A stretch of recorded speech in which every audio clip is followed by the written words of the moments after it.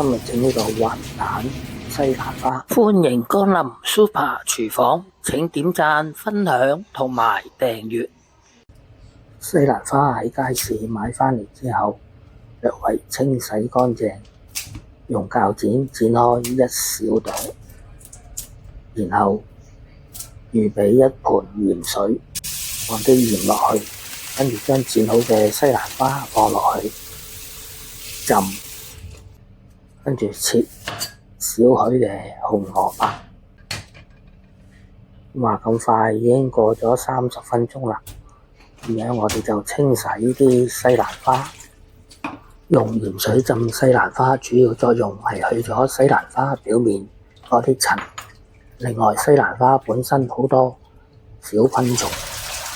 咁樣我哋將佢沖洗乾淨，連紅蘿蔔都沖洗乾淨，跟住就盛起備用。預先煲滾一大鑊嘅水，起滾啦，放啲紅蘿蔔落去，落1茶匙嘅鹽，跟住再放西蘭花落去飛一飛水，同埋啲西蘭花有啲底味。西蘭花大約飛水咗2至3分鐘啦，咁樣我哋就倒去嗰啲水，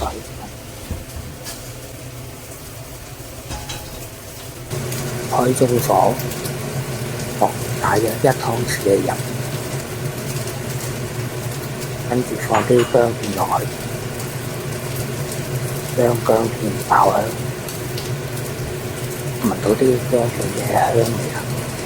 咁樣我哋倒入西蘭花同埋紅蘿蔔，用鑊鏟將佢兜勻，跟住落大約半碗水，咁樣就可以冚蓋焗佢一陣。話咁快啲西蘭花已經滾返嚟啦，大炒佢一陣，加入少少鹽，咁樣就可以將佢出嚟啦。影片睇到呢度，麻煩你點讚、分享同埋訂閱。攞隻碗出嚟，放入大約半碗嘅清水，少少生粉，打開一隻雞蛋，用筷子將佢攪勻，然後轉中慢火，將啲蛋液倒入個鑊嗰度。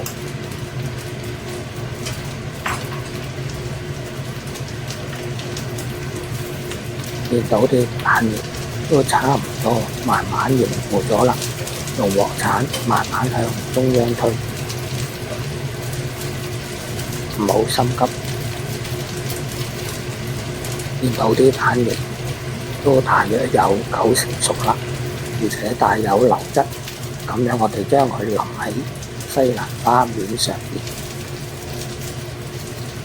一味營養豐富嘅滑蛋西蘭花咁樣就完成咗啦。睇完片之後記得俾 like、分享同埋訂閱，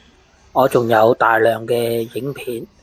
請登入下邊 info box 參觀，多謝你哋嘅支持。